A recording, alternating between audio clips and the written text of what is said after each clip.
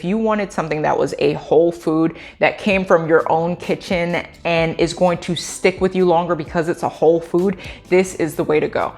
And not just that, you can top them with whatever you want. It's versatile, it's delicious, and I think that you're gonna love it.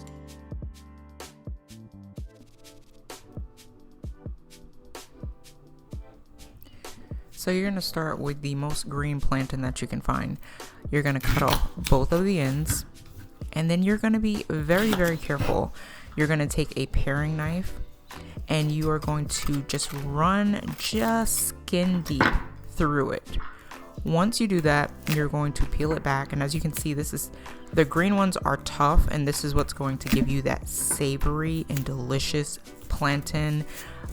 Perfect for topping. You're just gonna peel all of it off, and then once you are done peeling it, your fingers are going to be sticky. I'm going to go ahead and tell you that. If you can't see it on my fingertips, it's pretty sticky and starchy, but you're going to cut it in fifths. I started doing fourths and I realized quarters, and I was like, oh, this is not going to work. This is a pretty big one. So I decided to cut it in 5 equal pieces. You're going to take all of these and you're going to put them in just a pot. Just cover it with some filtered water. You're going to add 2 teaspoons of just sea salt to this. If you don't have sea salt, you have regular table salt, only use 1 teaspoon. Then it is fork tender after just cooking it for 11 minutes.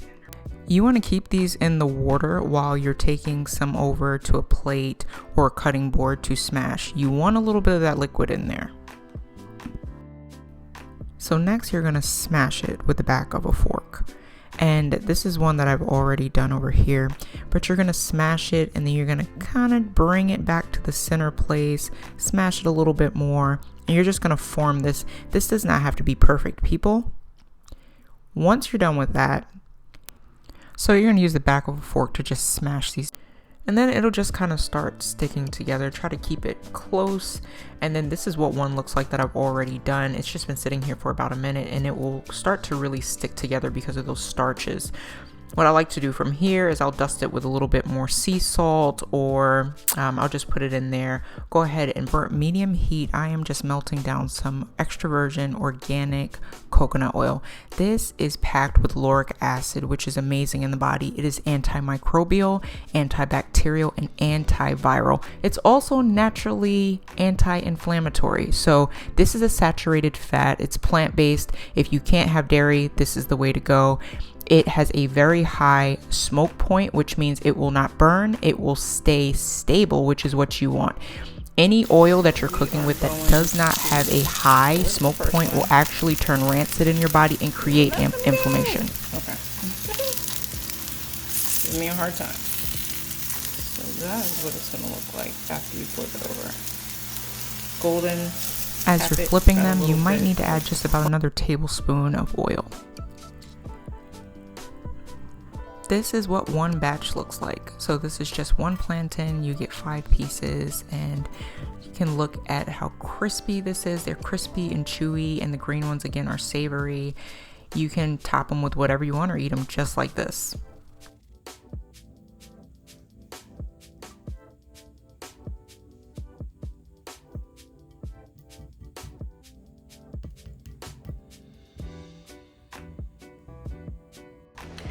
You can literally create like a taco bar with this, which is what I love to do. People can top it themselves with whatever they would like. So if you want to replace constantly using, a taco shell or tortillas, and you just want to switch things up, even those tostadas, that's a good option too. But if you wanted something that was a whole food that came from your own kitchen and is going to stick with you longer because it's a whole food, this is the way to go.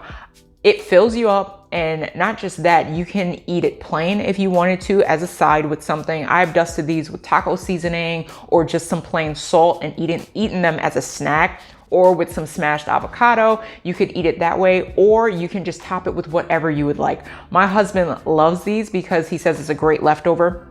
So I'll just take a glass bowl and I'll layer the tostone there, and then I'll add whatever meat, and then maybe a sauce like an enchilada sauce or salsa, something like that. Or if you want to put cheese in there, and then layer the next one and do the same.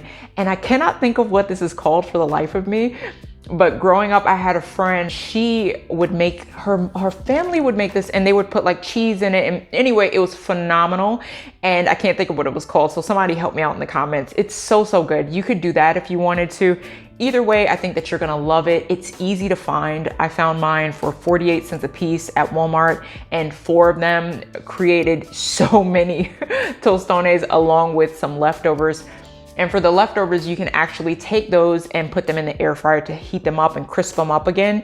And not just that, you can top them with whatever you want. It's versatile, it's a whole food, it's delicious, and I think that you're gonna love it. I've linked some other recipes that I've done on this channel that you can check out. But until next time, your life matters, what you do with it matters. So what will you steward well?